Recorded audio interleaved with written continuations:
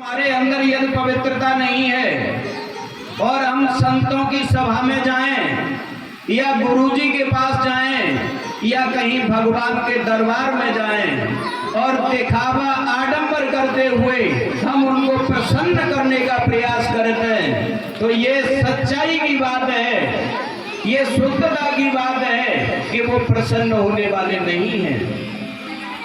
अब हम तुम पवित्रता धारण कैसे करें, विचार करने की जरूरत है।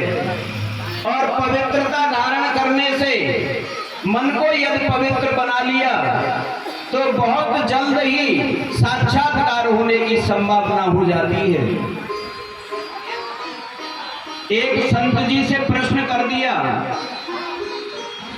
महाराज जी आप ये बताइए, हमारे मन में पवित्रता नहीं है, शुद्धता नहीं है, पात्रता नहीं है, तो हमें क्या करना चाहिए?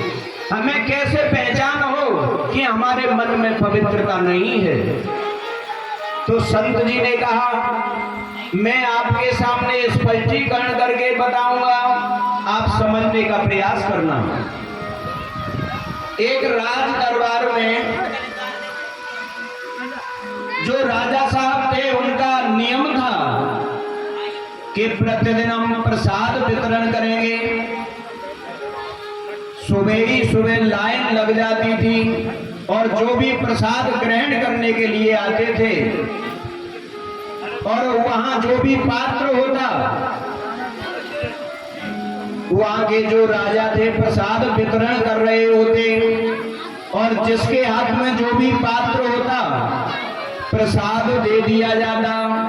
लेकिन वही महात्मा जी जो हमारे तुम्हारे लिए संकेत दे रहे थे कि पवित्रता कैसे धारण करनी चाहिए और यदि पात्र शुद्ध नहीं है तो प्रसाद आपको नहीं मिलेगा। महात्मा जी अपने कमंडलों को लेकर के उसी लाइन में पहुंच गए और जाकर के जैसे ही उनका नंबर आया अपने पात्र को राजा के सामने कर दिया और उसमें कुछ धूल के कण पड़े हुए थे। महात्मा जी ने संकेत देना चाहा कि आज के समय में इंसान कैसे बदलाव कर सकता है, पवित्रता और अपवित्रता का मतलब क्या है। उनके कमंडलों में थोड़ी धूल के कण थे। जैसे ही राजा के सामने उस पात्र को किया तो राजा ने तुरंत मना कर दिया, हे महात्मन, आपके पात्र में शुद्धता नहीं है, आपके पात्र में धूल के कण हैं, आपको प्रसाद नहीं दिया जाएगा। तो महात्मा जी ने कहा, क्यों नहीं दिया जाएगा? कि आपका पात्र शुद्ध नहीं है।